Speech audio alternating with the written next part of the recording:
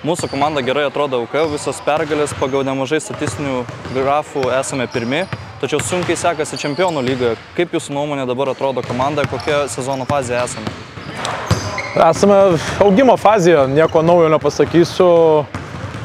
Stengiamės mokintis iš kiekvienų rungtynių ir taip judėti toliau. Pralaimėjom paskutinės rungtynės ir noris, aišku, parodyti reakciją savų žiūrovų akivaizdėje, bet žinom, kad tą patį norės ir Žalgiris padaryti. Žalgirio sudėtis mažai kuo skiriasi nuo pernykštės. Daug kas kalbėjo, kad tai bus jų pranašumas prieš varžovus, bet jums tiek kartų žaidus prieš šią komandą gal kaip tik lengviau ruoštis? Sunku pasakyti prieš rungtynės, tai pranašumas ar ne.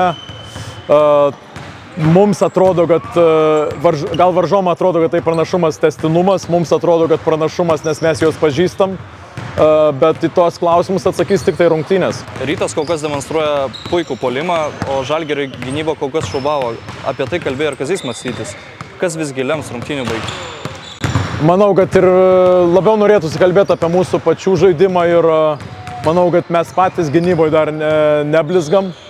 Ir yra daug tų taisytinų dalykų, matom ir Žalgirio rungtynės, gal tas nepastovumas pas juos yra, bet jie irgi dirba, stengiasi taisyti ir rungtynės tikrai parodys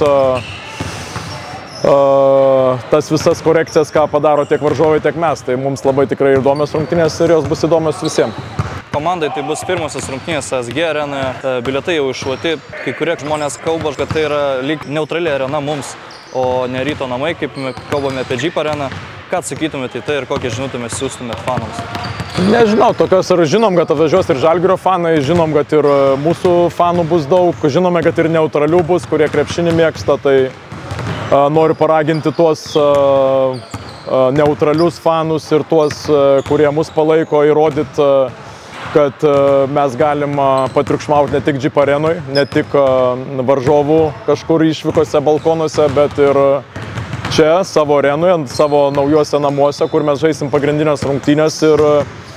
Ir šį mėnesį mes žaidžiam 4 rungtynės tenai ir tai yra puikus apšilimas parodyti Ryto fanams, kokiame lygimenyje jie šiuo metu yra ir puikiai galimybė jiems įrodyti, kas yra vedantis fanai Lietuvoje.